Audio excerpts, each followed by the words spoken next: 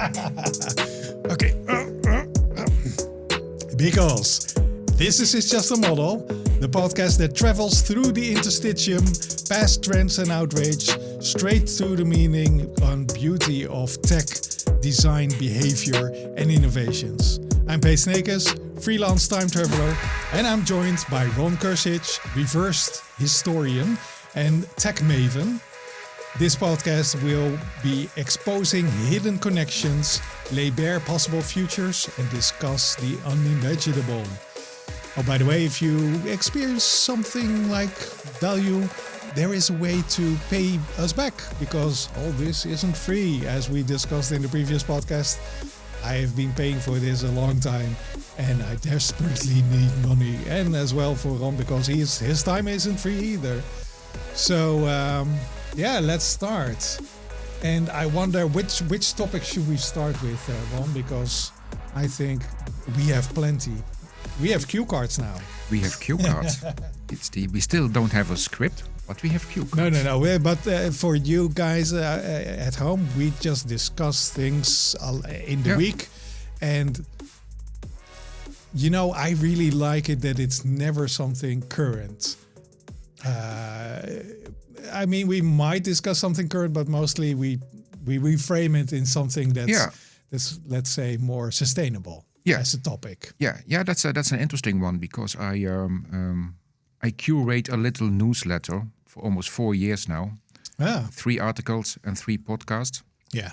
And recently I started quoting the best article from a year ago, 2 years ago, and 3 years ago. Oh.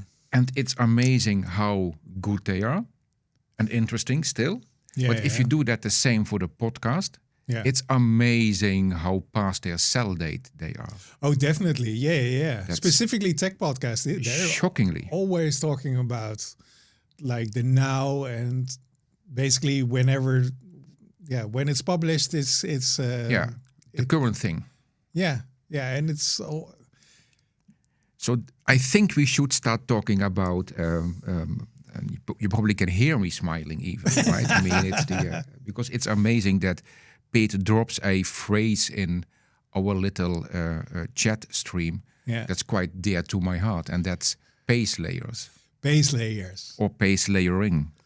You know, I saw it as an article of not an article, a post of Vasilis, our shared friend.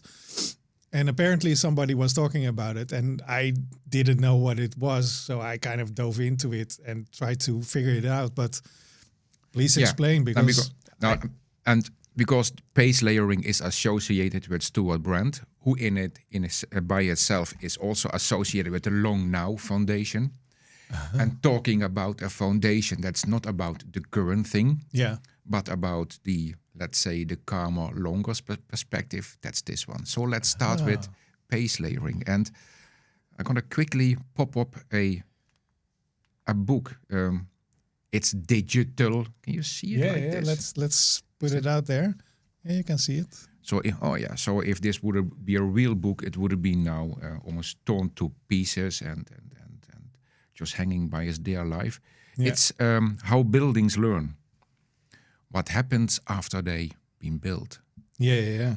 Which, of course, is a fascinating topic, right? Because buildings, they persist for, many years. Yeah. At least ages. 15 years at least, I think. Centuries. Yeah. I mean, the city I live in, there is a cathedral that's more than 1,000 years old. Yeah. And it's still recognizable as the cathedral. And the core tenet of this book is that if you...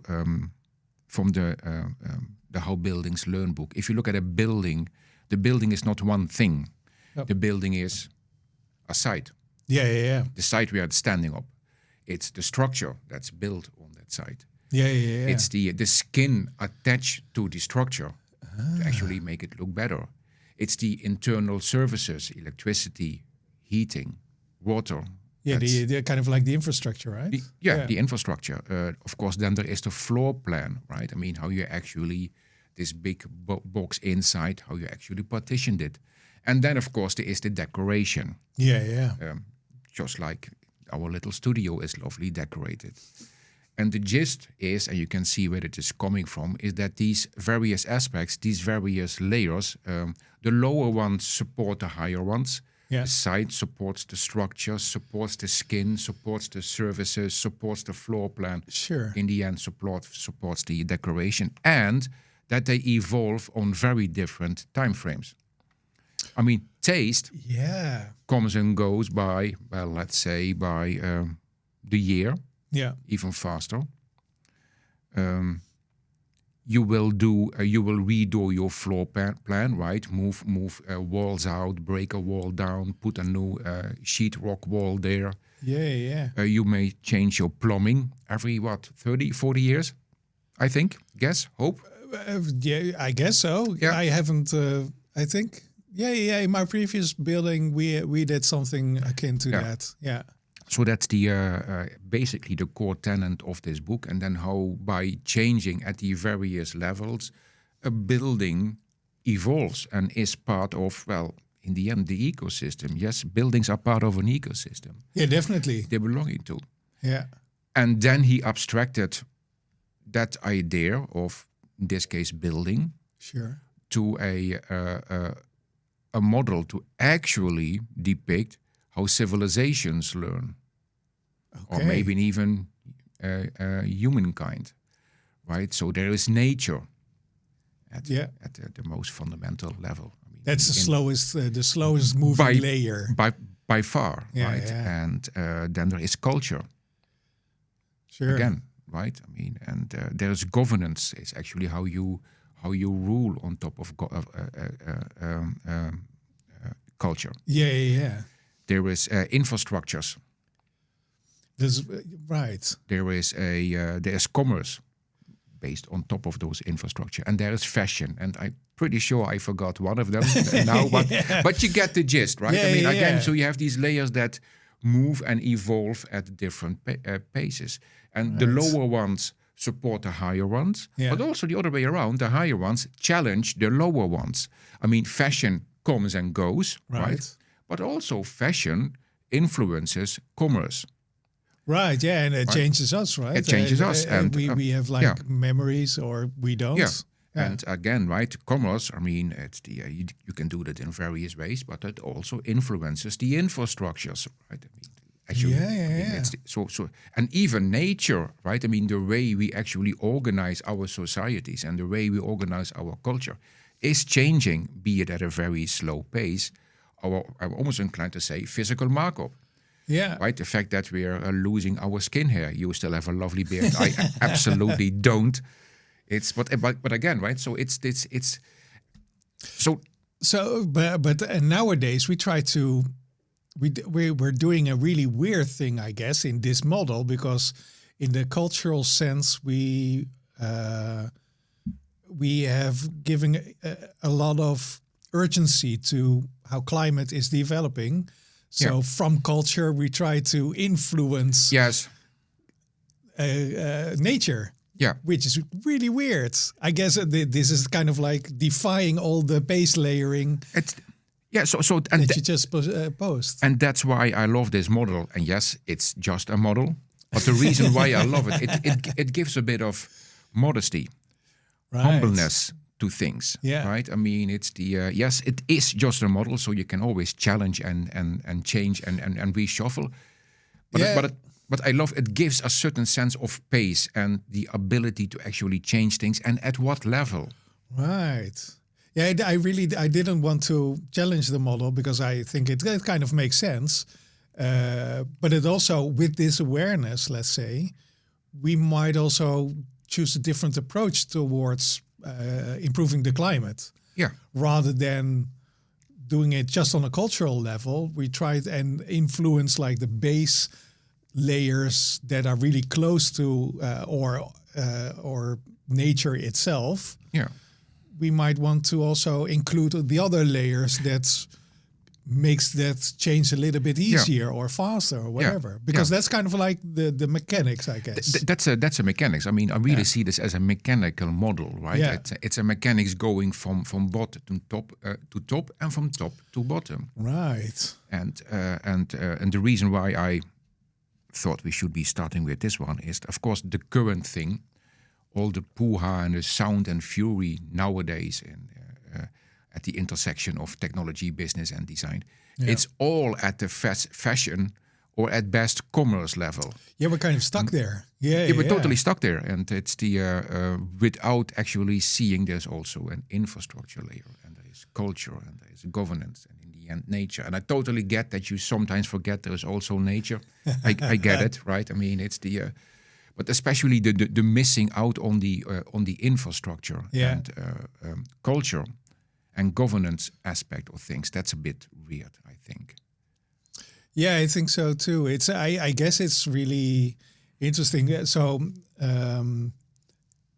like a few years ago, I was really into smart cities, and most people were framing the smartness of cities to the objects, right? It talks about the lamps, and it talks about the cameras, but it doesn't talk about being great neighbors or living conveniently. Oh, super. But it also didn't see, let's say, digital. This is a big part of smart cities, is that a consciousness, let's say, of a city is building up next to all the other consciousness that already existed, right? So a community is a consciousness. The politics of it is also a consciousness, right? It's like how to make sure which things get more attention than others. And in this case, digital seems to be like a very important infrastructure, just like electricity, just like the sewers and stuff like that. Only in this case, it was focused on acquiring and exchanging data, I guess. And this particular part was in doubt for a long time in the context of smart cities, that they basically said, no, we don't want that exchange of data. Yeah. We see just the objects, and we own the objects rather than them building up that strong connection and making sure that you can basically build that new infrastructure. Yeah. And so I kind of, with that word base layering, that kind of clicked for me as well. It's like, okay, we really need to think about this in a holistic way, or think about this in a way that touches all these layers. Yeah. And if you add a higher layer and all your energy is there, that's all well and good. But the lower layer is there in place, and it's moving at a slower pace. Yeah. So in the end, there are limits. Yes, limits to your actions. There are limits to your agency. There are limits to your impact. Yeah. And I love limits.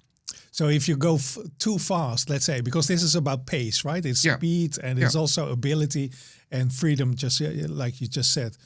So if you go too fast in regard to the underlying layers, then you probably snap back, or you'll break the system. Yeah, I mean, so the snapback is nice, because the original model, the building model, the layers weren't called pace layers; they were called sharing layers. Sharing as with EA. Yeah. Right. So c'est ça.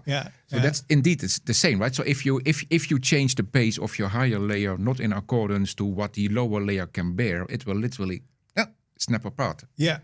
You will lose connection, and which is not a favorable situation. Yeah. So if you change your internal services of your building, like the plumbing, and you actually hurt the structure of the building may collapse. That's so interesting. So what was your takeaway of this space layering? Because it kind of researched through, in this case, the article of Vasilis, but is there... how did it click with you? Well, I mean, I just because I'm pretty sure I know this book for like 15 years. So this is one of those ideas that once a year I keep bothering people. We should think more about pace layers. And we should do more pace layering. Because it's right. Architecture is a staple within technology. And we're both technology guys, and architecture, the language of architecture is basically used one-on-one. Yeah. Yeah, indeed. In technology architecture. Yeah. And we talk about scaffolding. We talk about all kinds of constructs that were already there in architecture, in building architecture. I mean, that we actually claim to be architects, for instance. Right? Yeah, exactly. I actually do that in my professional life. I claim to be an architect. What I do use quite regularly is a simplified model that only has 4 layers, because I can actually keep 4 layers in my head. And you will see I can actually enumerate them. That's events, that's culture, that's institutions and paradigms. Basically the same structure, the same delineation according to pace. Yeah, right. Right. Paradigms come every couple of centuries. An example of paradigms is? I would say, for instance, Enlightenment, or the signs we know. So really the big waves in our society. You could take industrial revolutions as paradigms, right? Steam, a certain paradigm of the world, right? We because we then saw actually the world as a big steam engine. You could say mass production is a paradigm, but it really depends a bit. So is it mostly technology or knowledge driven? It's I would say societal constructs. Right. So you talk about the societal aspects of those changes. Yeah. And they bring forth institutions. Right. Right. As an example, I really am fond at quoting to the point that people are now bored. So the people that work with me, have to work with me, you will know this. But if you look at the institution of mass production, right, you also see it in the institution of education, right? Because we send children to schools based on their date of production. Right. You're in school with people of your age. Yeah. Which is interesting. Which is a choice. Yeah. It's discrimination. But I mean, you could have taken another criterion, right? I mean, definitely, And in this country, we still go on a holiday in the same period, right? I mean, you actually pencil in your agenda that Friday you should not be on the motorway, because 25% of the country is on that motorway, right, to slippery slopes or sunny beaches. Yeah. Again, this mass paradigm influences institutions, influences culture, right? And culture in the end is how we decide collectively how to address problems, how to solve them, and even how to identify problems. Right? It's actually the thing that you see, and that then brings forth events. So that's the same model, and that's so interesting. Yeah, and I use that model again to get some calmness in things, right? And if you hear me talk, I know I'm not a calm person, but that's why I want to be calm, because that is not what I am. But it gives some calmness in things. What we're now talking about is events, things happening. Right. They fit in a bigger culture. You can change that culture, but that means there must be new things happening that somehow solidify, and they either latch onto that culture or skew the culture or become their own culture. Yeah. Right? And of course, if this culture is forming, it starts either adopting or appropriating existing institutions or make institutions of itself. Yeah. And if those institutions persist, then you can literally see that a paradigm is taking hold. There's a great quote, Thomas Kuhn, I believe, that said that paradigm shifts take place one funeral at a time. Right? The people from the old paradigm, and they give way to the people that latched onto the new paradigm. But that's this same structure. Yeah. So what I often do is, when we see things happening and it doesn't make sure, we actually plot that on this 4-layer thing. So what is happening? Right. And it gives a bit of a, I don't know, overinflated probably, but it gives a sense of, okay, I'm actually structuring things. I'm trying to make sense of things. And it's quite liberating to actually say, this is what it is. It's not this yet. Yeah, exactly. It will not be the change that's proclaimed by its bias evangelist, not because I don't like it or I don't agree. I have some form of rationalizing why not, or why yes. Yeah, because we know how things work. Basically, because this is knowledge of a mechanism, I guess. There are mechanisms in society. There are mechanisms the way you and I interact. There are mechanisms how we approach people. Yeah. Right? Yeah, similarly, because we just talked about a little bit about politics. There are, of course, escapes, right? And these escapes are very, well, they have a big impact. So in the case of politics, you have revolution. Yeah. And in the case of nature, you have disaster. Yeah. Right? Like a big meteorite or whatever kind of thing. And these things break like a couple of layers, or the how did you call it? The shearing. The shearing of these layers. It causes the shearing of these layers. Yeah. And I kind of like that specifically because you can talk about, okay, are we looking at a revolution on whatever kind of layer we're looking at? And so we can also either prepare, or we can soften the blow, or we can anticipate it, basically. Yeah. Or cause it. I mean, if we want. Oh yeah, absolutely. Yeah, we can make. If you are of the school of how we influence people, right? This is communication. We influence you guys.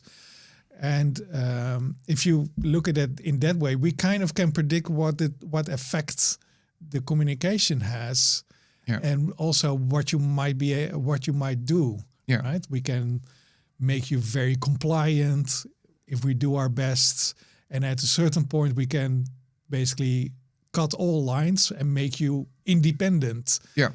Which is kind of like what we see in society at the moment. There are a lot of people dependent on the systems that are built in the previous generations, like commerce and like in this case also the internet, right? We see people literally clinging on to their little glass surfaces. Yeah. And I really wonder if we take away that, like with just big gesture, what would happen? And I think it might be a revolution, or it might be a disaster if this happens, right? If we don't have digital, or if we we don't have the right, we cut out the dependence on the digital world. Yeah, but I'm very much convinced. Of course, I'm not preaching to my own choir that digital is a paradigm all in itself. Yeah, definitely. I mean, it's the paradigm. I call it digitization of communication. I mean, in the end, what we digitized is communication. Right.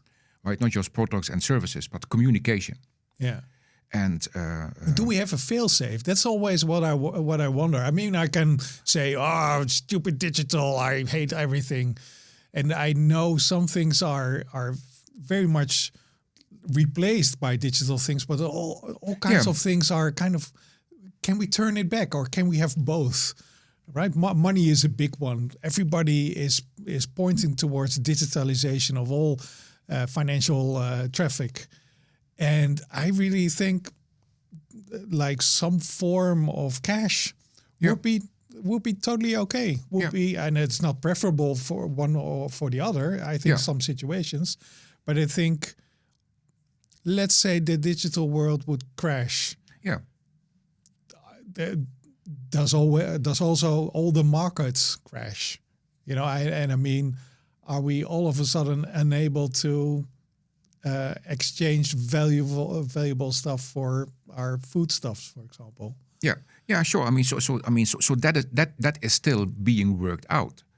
Yeah, right. I mean, again, that's also pacing yourself, because in that sense, I mean, digital is what if you are generous, like 80 years old. So we're pretty much halfway through the whole S-curve of digitization of communication. I mean, all the fun stuff, all the great stuff is actually just now beginning. Yeah. I mean, also, we don't have the equivalent of a blood-brain barrier in digital. Right. I mean, everything happens in front of basically all the 5 billion people on this planet connected to the internet.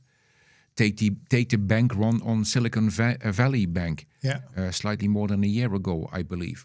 Yeah. Right? That started with an article from Berno Hobart from The Div, a newsletter I very much recommend. It was in February, so it's a year ago. Link in the show notes. For sure, yeah. And some people start discussing that article in private chat groups. Private chat groups became DMs on Twitter. DMs on Twitter, it was still called Twitter then. DMs on Twitter became public stories on threads on Twitter. Oh. And then within a day, people were queuing up to the bank and the bank branches and took away several $1 billion in just 24 hours. Yeah. And that's it's more money that they actually had, right? apparently because the bank is no longer here. Yeah. But there is no circuit breaker. There is no blood-brain barrier. I mean, I make that blood-brain barrier remark because in your body, it's quite difficult from nutrients or other stuff in your blood to get into your brain. Right. For obvious reasons, because if something goes haywire in your brain, it's rather damaging to you as an organism in a whole. So it's quite protected. And there is nothing basically on the internet right now or the World Wide Web right now. No. I mean, things can go viral, right? I mean, again, the word in itself has such a massive scale. That's the problem in itself. Yeah, definitely. And similarly also, like the way we used to consume information and held all kinds of institutions for being the harbinger of truth. We now we basically now can say, well, there was a very convenient period we had. Now we had, just like we had, you just mentioned Enlightenment, which was a period before that. Basically, all truth was held by one institution, and it wasn't per se the truth. No, right? It was definitely a skewed view on the world. Yeah, and nowadays we have a similar thing. Only we basically can say, well, everything that we see might be invented by either an artificial entity, as in an AI, or perhaps a community or whatever, or it has been opinionated by all kinds of people through which you can't see what's happening. Yeah. Right? You basically your perception of the thing has been changed before you actually can make up your mind. Yeah. So we're still lagging, right? I mean, I think we're still. Are we though? Is this reparable? Will we snap back? No, I don't think so. So we basically will shear, and then what? Are we repairing? Are we making new layers? I think the lower layers are catching up with the higher layers. I mean, I love the word harbinger, right? I mean, I think we're still wired, programmed, or trained, whatever you want to call it, to trust trustful sources. Yeah, we like right? trust. I mean, it comes from them, so it must be true. Yeah, and that is no longer true because they turned out to be wrong. And but here's the thing: you can actually check that they're wrong. Well, yeah, but that takes money, or it takes time, or it takes attention. And there is the word: time and attention. Yeah. Right. And I think what we have to build, institutionalize, is that instead of responding right away to something as either fake news, right, or tinfoil hat people, or see this is true, a bit more calmness. Let me think. Let's see how this actually shapes up in the course of a day. Yeah, how it Let's see out. if a counter argument pops up. Wait and see. Have some popcorn and wait and see. But Ron, we're programmed to do exactly the other thing. We are programmed to react straight away, to try to make sense of it and determine whether or not it's a threat or a boon or whatever kind of thing. And so that's what we do. And because once we do, we actually feel at ease. And that's why we have the layer of civilization to push back a bit on that one. Right. So in this case, what would it be, right? Because I'm figuring that this signal of I made up my mind, this is probably what it is, let's shove it or let's be angry, is built on the social networks that are to continue the analog is moving too fast. Yeah, absolutely. In regard to the other layers beneath it. Absolutely. But how we did it in the early days, or how, let's say, is a preferable way, is a more social way, right? Yeah. It's your surroundings, it's your friends, it's having an open forum so you can not only vent, but also just, I would almost say intelligently, but I would say probably the best way is not per se. I try to connect all kinds of emotions, but I don't want to. Just to make sense of it together. I guess that's it. I totally think specifically that. So the togetherness is really important. And the togetherness is with a group of people you actually know and want to be part of, and not just anyone on X or anyone on LinkedIn. Yeah. So rather than trusting a source, you trust a network, I guess. Yeah. I even dare to say community. Yeah. Or family. Yeah, definitely. Those are all kinds of networks, definitely. I mean, for as an example, right? I mean, it's the so every Friday I publish my newsletter. I also do it on LinkedIn. Yeah, and I'm going to say that I'm quite happy that I don't bother about the likes. Yeah, the likes are insignificant. They are not a measure of your popularity or smartness. That's it. Yeah, that's it. No, yeah, but I think that I can remember in my younger days at the beginning of Twitter. Yeah. Oh God! I mean, tweets and retweets were my thing, right? I mean, it's the if the number of I can say this now. I mean, because I got over it. But I think, but the pattern you or the growth you just described, I think is really prescient. Is really apt. I think it's a wrong measure. I guess. Let's say, because we talked in the beginning of the podcast. We talk about value for value. It's basically to me, it's a measure of. You found this valuable, literally, and if you find it valuable, you can repay us in some way. And it's not per se repay us, so we can, because I say money, but money is also kind of like it's a like. It's a compensation, yeah. I mean, but it's also it's a currency. It's a appreciation that's valuable for us both. Yeah, it's tangible transmission of appreciation. Yeah, and in this case, you determine what it's worth for you rather than me dictating. We can have like a subscription model, and we can have everybody pay €10, but I'm pretty sure people that can't afford it might still be inspired by or informed by or entertained by what we do. Disgusted. Or disgusted. That's even better. Yeah. I mean, there are plenty of podcasters I listen to that I really hate to listen. Don't like to listen to, but it does inform my day-to-day discourse with other people. Yeah. But in a similar way, so I say that likes are just an indicator, and in our case, value. In whatever kind of form is also just an indicator. And the true value, the true thing that's happening is you changing because you listened, in this case, to this podcast, right? It's what you do with it rather than the transactional bit of, this was valuable to me. Now I give these dudes some money or I promote it or I give it a like or whatever kind of thing. Yeah, interaction as opposed to transaction.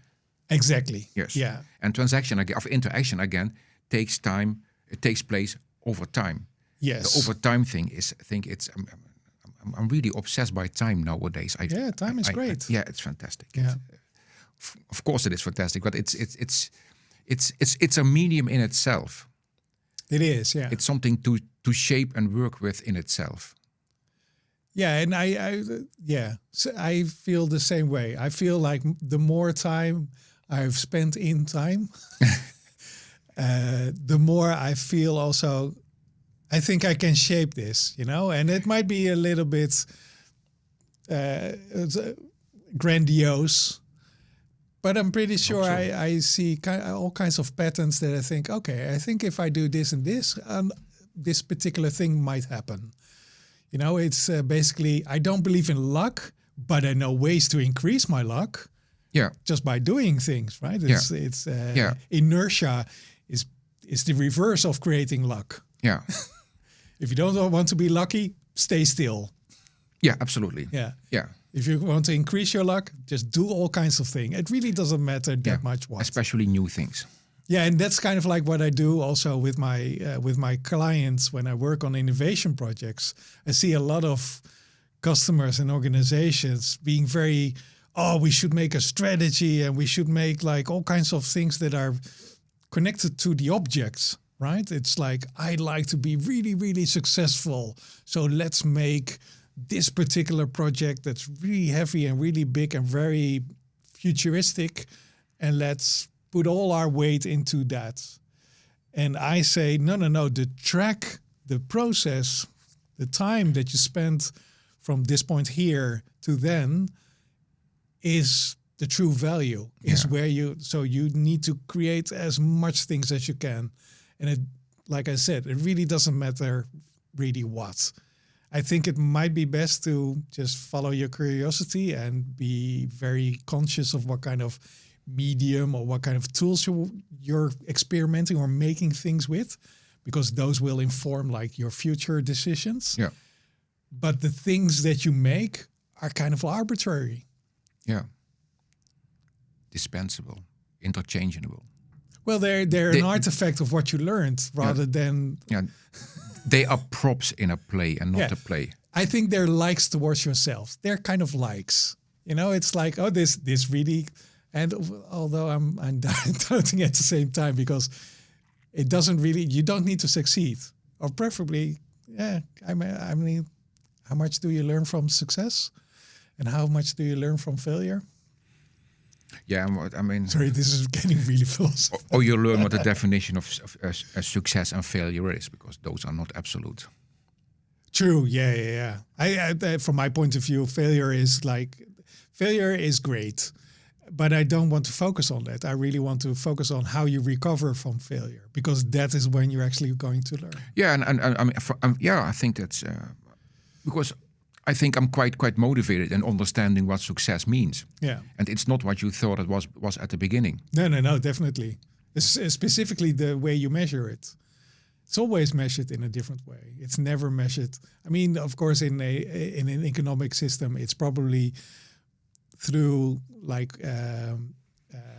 making a lot of money. But this is the very stereotypical way. This is where everybody's pointing to. And by the way, this is also a topic I wanted to touch upon, because let's do it. Apparently we're very much focused on money. And of course, this is very important, and God knows I need money.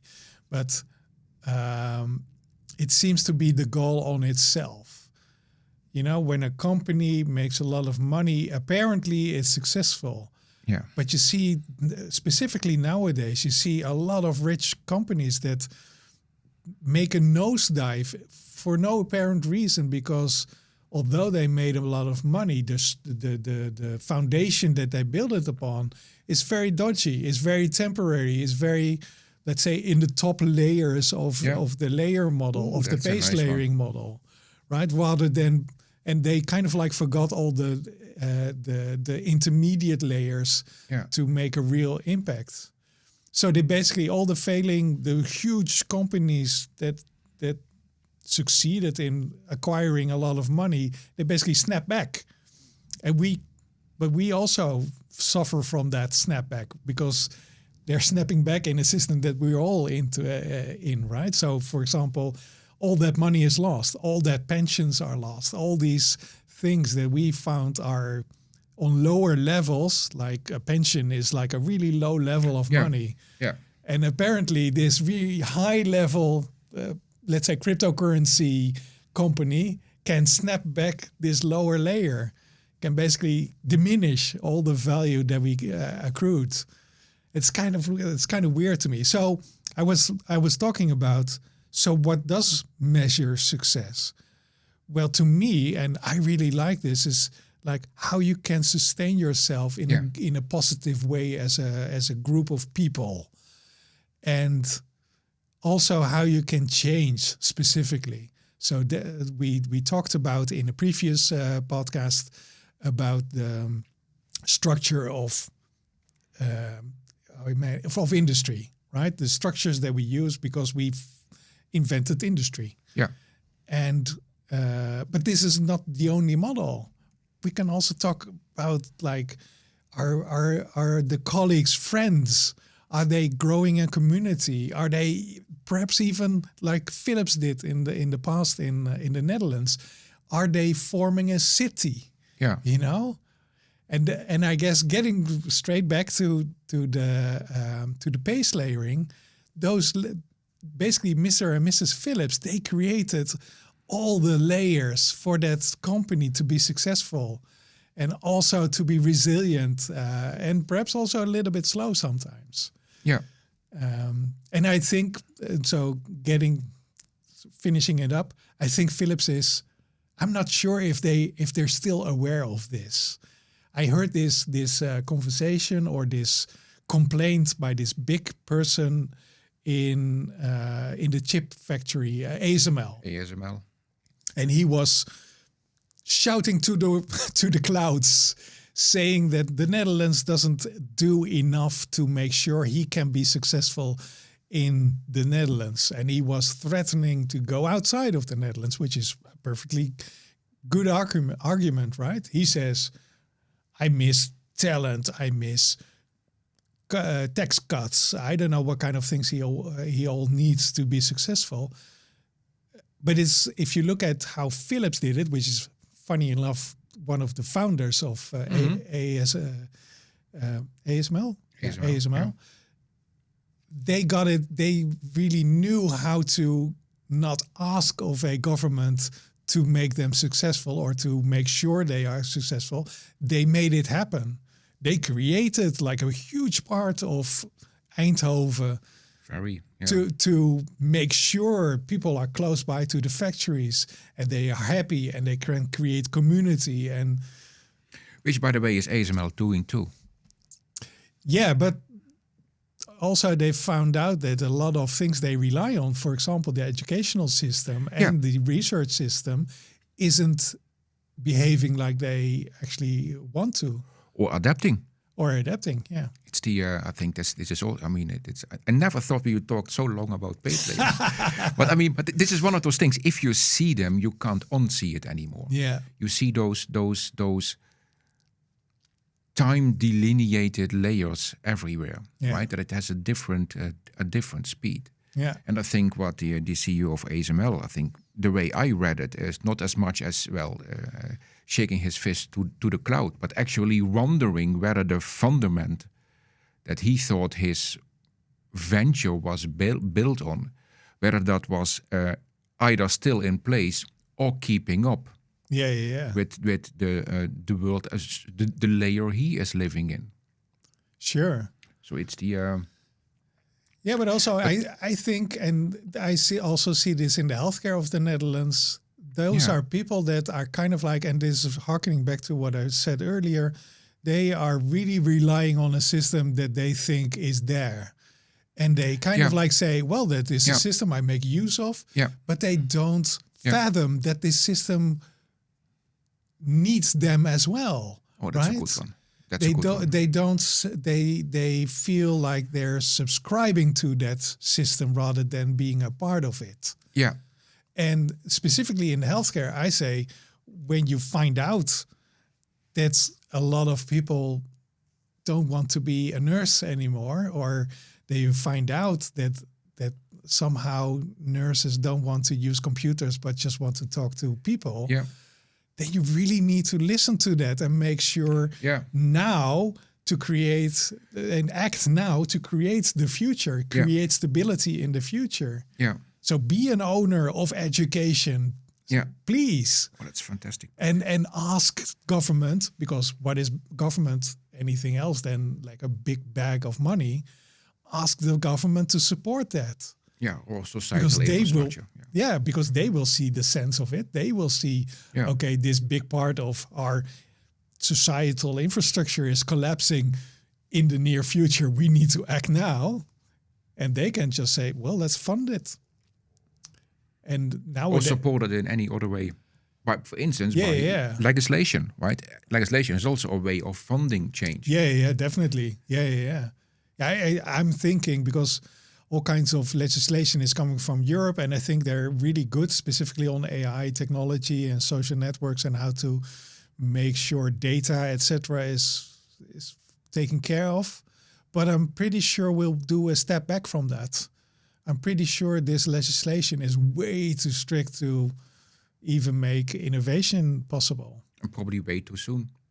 Yeah, Because definitely. it's probably way too soon, and that's why, I think it's very reactionary, and although it's fine. We'll cope, but I do think we'll probably either ignore it or readjust it pretty soon as well, within 5 years. Yeah. So that's my prediction, guys. Oh, fantastic! So we should do a 5-year anniversary podcast. Oh, definitely, yeah. Peet's predictions, then and now. Oh man, I will fail miserably. So I wish I had a timer over there, because I don't. Do I have a timer? This is very nice, but it doesn't say anything about the progression of time. No. Let's see over there. Okay, we're at I think about at 50 minutes. So let's squeeze one in. Just the final one. Final topic. You take one. Okay, so talking about government, I've seen this leader of one of the biggest digital agencies in the Netherlands, and in the meantime, they've gone international, and he's been talking pretty long time. I think a couple of years. I think at least 5 years, about the way the government looks for partners to create a digital layer of their services, right? So the government provides you with a digital loket. What's the English word? I'm not sure. Window, I guess, surface window, and he says they're just awful. And we keep on making awful things. And why aren't the digital agencies asked? Because they are literal experts on customer experience or employee experience. They build it each and every day for commercial companies. So why doesn't the government ask them? This is the big thing. And having just looked into how these questions are placed into the market, because Europe says if you go to a certain amount of money that you will invest into, let's say, a digital service, then you need to ask the market. And the way they asked it is basically in a language that a digital agency either doesn't understand or couldn't answer, because they don't have the means, right? The ask is, we want guarantees, we want lowest price, we want all kinds of things that are very unreasonable to ask of a digital agency. But of course, all kinds of huge, big ass IT organizations can answer this very easily. Yeah. And my thesis is, I guess the government needs to know how to ask the right question, and it also needs to let down their guard a little bit to ensure the right product rather than getting rid of the question. Because I'm pretty sure they just want certainty. They basically want guarantees for the future, and I'm not sure if that's the right way to go. I think going for progression is a way better sentiment in this case, because you will lose money either way. If you go to a big IT company, you will fail. They will fail. You will go over budget, over deadline, etc., etc. That does happen sometimes. Yeah, and you can go to the courts, of course, and it's totally fine if you are very. That also happens, yeah. Yeah, but it doesn't progress the actual thing that you came here to do, namely provide a service, improve quality, make sure inclusivity happens, etc., etc. And I kind of agree with this person that it's important to have that in your crawl, right? Have that perspective in the way you propose, like a question towards the market. But I'm not sure. It's just what I've seen in my short career in procurement and procurement adjacent activities. Yeah. Yeah, but that also feels like a lagging layer again, right? Or a lagging culture, or an institution that is still acting in a way that used to make sense, but doesn't fit the current paradigm as it is shaping out.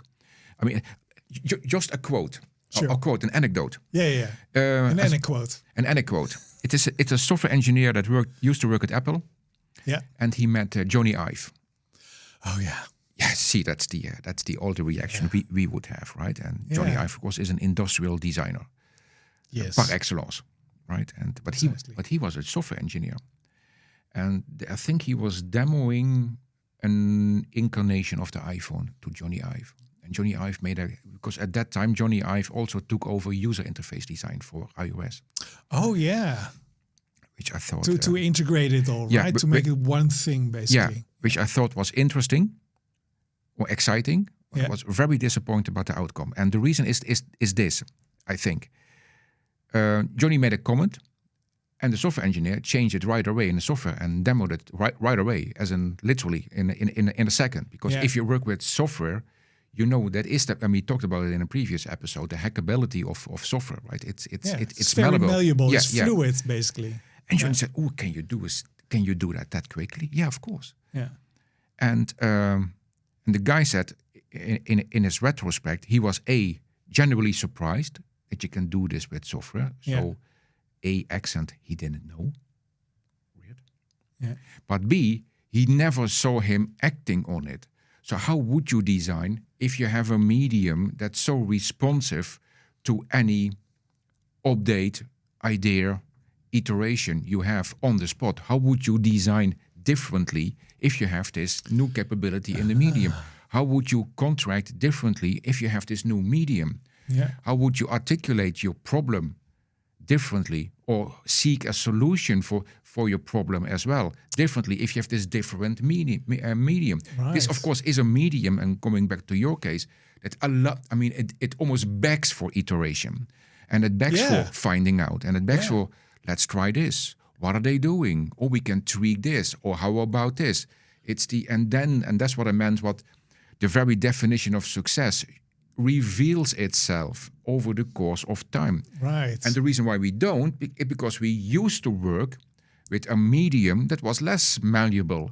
If you build, let's say, buildings or whole areas of cities, you kind of want to get it right, and even then you get it wrong, right? But these are upfront massive investment with actually physical implications that, afterwards, again, base layers, you don't change all that. And that mindset, that culture, culture as in the way we do things around here, and the way we decide what a problem is, and the way we decide this is the way to solve it, that is culture. That's still ingrained in the old medium, in the old paradigm. And that is what is now sharing apart. Right? And that's why you get these services designed as if you would design the local branch of government. My English is lacking a bit here. Sure. Right? Municipality. And that's what you see. It's the word is overused, or the phrase but this is the paradigm shift. I think so. And you see the shift always when things break, when things don't make sense, when things hurt, when you think, it doesn't fit anymore. That's where you see the shift. You see the shift only when it is sharing apart, when it is friction. When it's breaking, basically. When it is breaking, you hear it breaking, you see it breaking, you smell things burning. I should stop now, but it's it's too much fire and brimstone. Yeah. But I think that's it. But we kind of see, from our profession, and I'm pretty sure it goes for all professions. Yeah. You see it coming, right? You see all the signals that it's going wrong, that it's about to shear. Yeah. Or preferably when things don't run like they should. And I think that collectively we kind of feel this. Yeah. We don't know it yet. We articulate it a different way, but I think there is a collective anxiety, and anxiety in a slightly can be a neutral word, but in a slightly neutral world, there is a collective. Right. We just feel it ain't working anymore. We feel the contract is broken. Yeah. Whatever the contract was, and whatever broken means. Sure. But we feel something is off collectively. That's it. So it's basically uncanny. Uncanny. We have an uncanny feeling. Yeah. It's not positive, it's not negative, but it's just like Something is off. Yeah. You see cats running twice and stuff like that. No, but I think that's and that's the reason why I honestly think and actually base my work on the fact that we're only halfway through the digital paradigm. Yeah. The actual societal change and the cultural change and the behavioral change is still to come. Yeah. So we're still discovering this thing. Absolutely. Yeah. Yeah. Well, that's a great ending. And of course, it's still just a model. It is. Just a model. Oh, by the way, I've claimed the domain. It's just a novel. So if you have a place for you to actually put down your thoughts, or perhaps we can make like a big magnus opus. Oh, lovely. For us all, like a notebook. I think a notebook will be best if we continue in this vein, right? Yes. It shouldn't be a definitive work. It should be like a continuous stream. Yeah. Stream of... Oh, I'm already thinking. Why did you say that now? No, I can't stop thinking. Well, and the time starts now. So let's find out some software that does this or facilitates this best. That was indeed the thing I was thinking. Yeah. All right. So this was It's Just a Model.